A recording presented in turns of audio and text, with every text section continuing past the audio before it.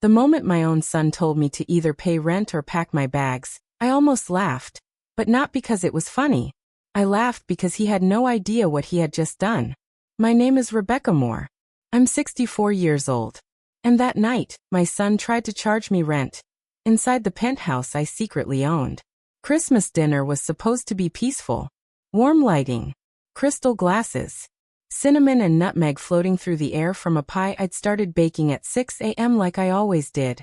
22 people sat around that long mahogany table. Family. Friends. My son's co-workers. His wife's influencer friends. All talking loud, laughing, showing off their perfect lives. And I stood there serving. Not because I had to. Because I chose to. My son, Ryan Moore, sat at the head of the table. Armani shirt. Gold watch. Sitting tall like a man who thought he built his whole world alone. His wife, Vanessa, leaned on his shoulder, swirling her wine like she was in some movie. Her dress probably cost more than my monthly grocery budget. They were talking about rent. About money. About real responsibility. Ryan laughed and said, "Nothing in this city is free." And that's when he looked dead at me. "Mom," he said, loud enough for everyone to hear. "If you want to keep living here, you need to start paying rent. Or just move out." Silence. 22 pairs of eyes froze on me. I felt my hands tighten around the serving tray. Not because I was weak, but because no one else at that table knew the truth. That the penthouse wasn't his. The car downstairs wasn't his. The credit cards he danced around town with weren't his. They were mine. But I didn't say that. Instead, I set the tray down, folded my napkin carefully, and smiled. "You're right, Ryan," I said calmly. "It's time we stop pretending." Confusion rippled through the room. Vanessa smirked. Ryan rolled his eyes. They thought they'd won. They had no idea. Christmas was about to get unforgettable. Because the next morning, I made one phone call, and his entire luxury life started collapsing. At 7:13 a.m. the morning after Christmas, I picked up my phone. And with just 3 words, I began destroying a lie that had taken 30 years to build. I didn't sleep that night. I didn't cry either. I just sat on the edge of my bed and stared at the ceiling, replaying Ryan's words in my head. Pay rent or leave. So I decided to do neither. Instead, I grabbed my phone and called the only man who knew the full truth. Daniel Carter. My right hand. My late husband's former partner. The quiet force behind our real estate company. He answered on the second ring. "Morning, Rebecca. Everything okay?" His voice sounded cautious. He already felt something coming. "No, Daniel," I said calmly. "It's not okay. It's time." Silence. He knew exactly what that meant. For 30 years I had allowed my son to believe that Vega Properties, now More Holdings, was just a company his father once worked for. He never knew. I owned 87% of it. The penthouse on East 74th? Mine. The black Escalade in the underground garage? Company car registered under my name. Even the credit card Ryan used to buy Vanessa her ridiculous designer bags. Connected to my account. "Do you want me to prepare everything?" Daniel asked carefully. "Yes," I replied. "All of it. Lease documents. Vehicle authorization. Card access. Today." A long pause. "You're sure, Rebecca?" he asked. "Once this starts, there's no smooth ending." "I know," I said softly. "And that's the point." I hung up. Then I opened my closet. I took out a single suitcase. A small one. The same one my husband and I packed when we went to Boston years ago before he passed. I didn't take much. A cardigan. 2 dresses. My notebook where I kept handwritten property numbers and late-night thoughts. Ryan always thought I lived small because I was broke. He never realized. I lived small because I chose to. Because power doesn't need noise. I walked past the penthouse mirror and studied my reflection. Gray strands in my hair. Wrinkles along my eyes. Hands rough from decades of work. Not weakness. Evidence. At 8:40 a.m., I rolled my suitcase down the hallway. Vanessa was still asleep. Ryan's phone buzzed on the counter. He hadn't noticed I wasn't there. Outside, the doorman Marcus looked stunned. "Mrs. Moore, you're leaving?" he asked. Yes, I smiled. But don't worry. This building will be seeing more of me very soon. He helped load my bag into a black car already waiting. The driver wasn't Uber. It was one of my own people. As the city passed by, I opened my emails. A message from Daniel. Documents will be delivered to Ryan by noon. Car recovery scheduled for tomorrow. Card access will be canceled within 2 hours. I leaned back and closed my eyes. For the first time in years, I wasn't someone's tired mother. I wasn't someone's ignored guest. I was what I always had been. The owner. The architect of the truth. But Ryan still thought it was a simple argument. Until he checked his email at 11:47 a.m. And his world cracked open. You ever watch someone's life fall apart through a laptop screen? I did. And it happened at exactly 11:47 a.m. I wasn't sitting in some mansion. I was in my real apartment, a quiet little place on the Upper West Side. No dorman. No marble floors. Just clean, simple, honest. My phone buzzed. Daniel. He just received the email. I didn't respond. I just closed my eyes. And waited. I could picture him perfectly. Ryan sitting at that long dining table. His coffee cooling beside him. Vanessa probably still scrolling on her phone, complaining about something meaningless. Then his laptop chimed. A notice. From More Holdings. Subject line. Non-renewal of residential lease agreement. He probably thought it was spam. Until he opened it. You are hereby notified that your lease for the residence at East 74th Street will not be renewed beyond January 31st. No emotion. No explanations. Just facts. 3 years ago, I offered him that penthouse for less than half its market value. He thought it was a lucky break. He never realized. It was me protecting him from a world he clearly wasn't ready for. Now the protection was gone. My phone vibrated again. This time, Ryan. I stared at the screen while it rang. Did I answer? No. I let it go to voicemail. A minute later, another call. Another missed one. Then a text. Mom, what is this? Do you know anything about this company trying to kick us out? Company.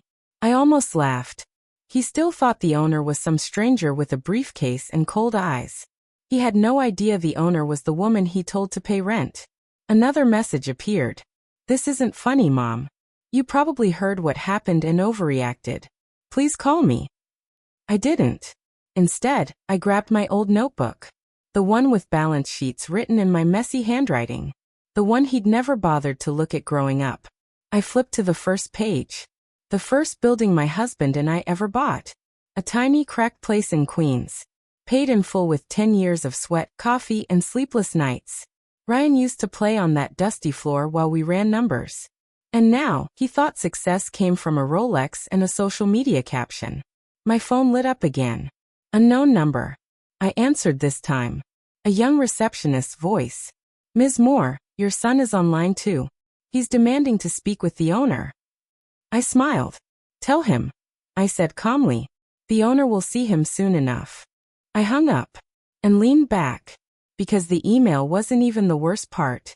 By that evening, they were coming for his car. There's something powerful about silence. And something even more powerful about watching reality pull up to your door with a tow truck. I didn't have to be there. I didn't have to see it. But Daniel sent me one simple message. Vehicle recovery in progress. And I knew. At 8:16 a.m., 2 men in gray jackets knocked on Ryan's penthouse door. Professional. Calm. No drama. Just consequences. They weren't there to argue. They were there to collect. The black Escalade he always bragged about? The one he told his friends he earned after years of grinding? Company property. Never transferred. Just temporarily assigned. Until I decided otherwise. Ryan called me the second he saw them downstairs. Ryan. Mom, what the hell is going on? Those guys are trying to take my car. I let the phone ring a little longer this time. Then answered. Is it still your car? I asked softly. Or was it just another thing you got used to? Silence. Then anger. Emon. That car is how I get to work, how I meet clients, how you show off. I cut in. How you look successful without actually owning anything.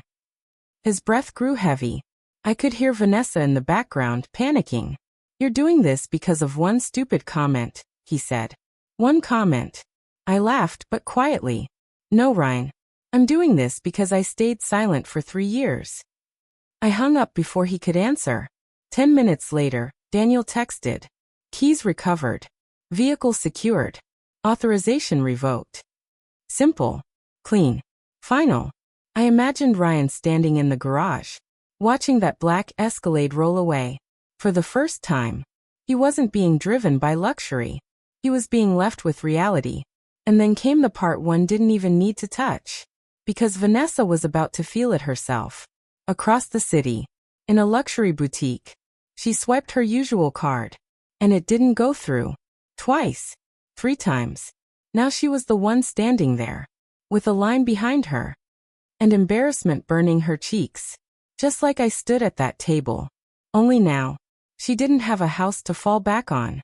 And when she finally found out why her card got declined, she didn't just panic. She blamed Ryan. And that was when their marriage started cracking. The fastest way to expose a fake relationship? Turn off the money. That's all I did.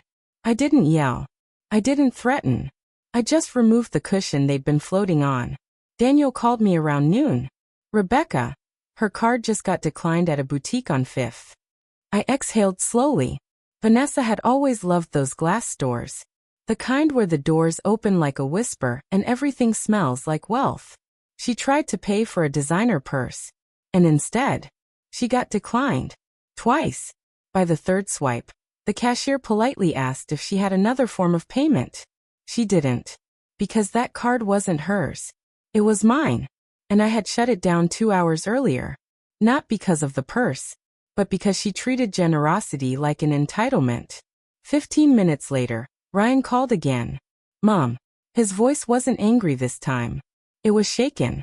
"Vanessa's card just stopped working. What's going on?" I could hear her in the background. "She humiliated me, Ryan," she snapped. "In front of like 12 people. Do you know how embarrassing that is? How do you think I felt last night?" I asked calmly. Silence. Then Ryan whispered. "So all of this, it's because of Christmas?" "No, Ryan," I said gently. "It's because you forgot who you were before all this. Before the penthouse. Before the car. Before the credit limits he never looked at." "Mom, please," he said. "Just talk to me. I don't understand. Why can you do all of this?" There it was. Not anger. Not pride. Confusion. The beginning of awareness. "I think you already know where to find the answers," I replied. And I hung up again. Because the truth wasn't something I wanted to hand him. If he wanted it, he had to go look for it. And trust me, he was about to discover it somewhere. He never expected. Not online. Not in emails. But in a hospital room. With someone he hadn't visited in months. Because the next person Ryan went to see was his grandmother. And she wasn't going to soften a single word. The truth doesn't come with glitter. It comes in hospital rooms that smell like antiseptic, and memories. I wasn't there. But my mother-in-law, Eleanor Moore, was. And when Ryan walked into her room that afternoon, he wasn't ready for what she was about to tell him. He came to her desperate. No pentose. No car. No working credit cards. Just a confused son who thought his mother had suddenly turned into a villain. But Eleanor never believed in fairy tales. Not even family ones. He sat beside her bed and asked, "Grandma, what's happening? How does Mom have this kind of power?" She stared at him for a long moment. And then she sighed. "Because Ryan, your mother wasn't just helping you all these years." She paused. "She's been protecting you from reality." He went quiet. She reached for his hand. "You remember that tiny apartment in Queens?" she asked. "The one with peeling paint and no air conditioning?" Ryan nodded. "You thought you grew up poor," she continued. "But that was your mother's choice, not her limitation." He blinked. "What does that mean?" "It means," Eleanor said firmly, "your parents built more holdings from nothing. No investors. No handouts. Just years of sacrifice." Ryan swallowed. "And she made you believe you were struggling, so you'd never become spoiled." He let out a shaky breath. But she let me think I was supporting her. That made you feel proud, didn't it? Eleanor asked. Like you were the hero. He didn't answer. Your mother watched you become successful on the outside, she added, while slowly forgetting humility on the inside. I heard later that his eyes filled with tears, not from losing money, but from realizing he had humiliated the very woman who had spent her life lifting him. Before he left, Eleanor squeezed his hand and whispered, "If you really want her forgiveness, don't beg for it." He looked at her, confused. "Then what do I do?" he asked. She looked him dead in the eye. "You earn a life without her money." And that was the beginning of his real fall. And maybe his rebirth.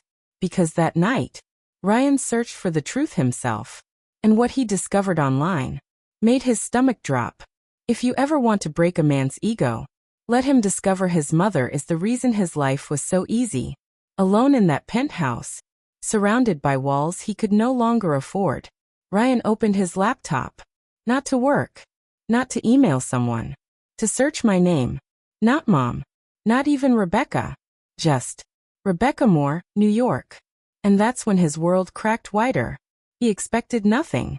Maybe an old church newsletter. A community volunteer page. What he found was a trail. Company launches. Property records. Corporate databases. Photos he never noticed before. In one inauguration photo he found me. Not in the spotlight. Not posing. Standing slightly off to the side. But every man around me leaned closer. When I spoke, the caption read, "Rebecca Moore, Principal Stakeholder, Moore Holdings." His hands started shaking. He clicked more. Another article. Another photo. Another document. Properties in Manhattan. Developments in Brooklyn. Affordable housing tunnels in Staten Island. All connected by one last name. His. Moore. And suddenly, the penthouse wasn't luck. The car wasn't a blessing. The lifestyle wasn't earned. It was inherited, without him ever realizing it. He slammed his laptop shut. Not out of anger. Out of shame. Because in front of 22 people, he had told the owner of his world to pay rent. And she had just taken everything back. But then his phone buzzed. A message from Vanessa. "Ryan, we need to talk." Not a heart emoji. Not baby. Not I love you. Just tension. Just pressure. Just reality. Because when lifestyle dies, love gets nervous. And that conversation? That one was about to reveal whether she loved him or just the life he came with. Because when Ryan met her that night, she didn't want understanding. She wanted her old life back. And she didn't care how. There's a difference between loving someone and loving the life they provide. And Ryan was about to feel the difference. They met that night at a quiet cafe near Columbus Circle. Not the kind of place Vanessa liked. No chandeliers. No belles beach chairs. No people to impress. Just two people sitting in silence, trying to pretend nothing had changed. But everything had. Vanessa folded her arms. "So what now?" she asked. "No more penthouse. No car. No card. What's your plan?" Ryan rubbed his face. "I don't have some luxury plan anymore," he said. "I just have reality." Her lips tightened. "So your mother just gets away with this? She humiliates us and walks free." "Us." He almost laughed. "She didn't say you. She said us." Because her shame felt stronger than his pain. "She didn't humiliate us," he replied quietly. "I humiliated her first." Vanessa scoffed. "You're really defending her now?" "No," Ryan said. "I'm finally understanding her." She leaned forward. "So what? You're just gonna start over like some regular guy?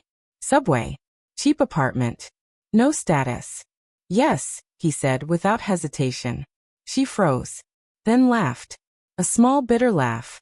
"I didn't marry a regular guy, Ryan." He stared at her. "You married a life," he responded. "And now that it's gone, so are you." Silence hit the table. Her expression hardened. "You expecting me to live in a tiny Queens apartment and pretend it's a dream?" she snapped. He said nothing. Because deep down, he already knew her answer. She stood up slowly. "I love ambition," she said. but I do not love suffering. And just like that, she walked away, leaving him sitting there. No bealt. No car. No fake comfort. Just honesty. And a choice. I wasn't there to see it, but later he texted me one line. I lost her today, but I think I lost the lies even more. And for the first time, I didn't block his number, because he wasn't asking for money. He wasn't asking for the penthouse. He was just telling me that he finally saw, but I didn't answer him yet, because the last thing he had to face was life without our safety net, and the real test was about to begin. The hardest thing for a parent to watch isn't their child failing. It's watching them finally learn. 3 months passed. No pentose. No escalade. No private dinners. Just Ryan. And life how it really is. He moved into a tiny one-bedroom in Queens. 4th floor. No elevator. Peeling paint. Not the life he posted about online. The life he actually had. He didn't call me anymore. He didn't beg. He just worked. 2 jobs. Architecture firm during the day. Construction consulting on weekends. Sometimes he took the subway covered in dust. Sometimes he skipped meals to pay rent on time. No Instagram. No uploads. Just sweat. And I watched everything. From a distance. Not because I didn't care, but because this was the part I couldn't protect him from. One afternoon, Daniel handed me a file. Inside were photos. Ryan on a construction site. Helping weld beams. Carrying equipment. Teaching younger workers how to read blueprints. He designed a low-cost housing project, Daniel said. Using his own time. No funding from us. I looked at the photos. And for the first time in years, I didn't see a rich man pretending to struggle. I saw the little boy who used to hand his father tools, covered in dust, but proud of helping. 2 weeks later, he came to my office. Not storms. Not demands. Just him. Standing there. Smaller somehow, but stronger. I didn't come to ask for anything, he said. I believed him. I just wanted you to know, he continued. I finally understand why you stayed quiet. And why you stopped. I looked at him. Because silence without limits becomes poison, I replied. He nodded. I don't need the penthouse, he said softly. I just want to earn the right to know you again. And that almost broke me. I stood, walked around my desk, and hugged my son. Not because he had changed his lifestyle, but because he had changed his soul. Because the world thought I ruined my son. But the truth is, I finally gave him back his life.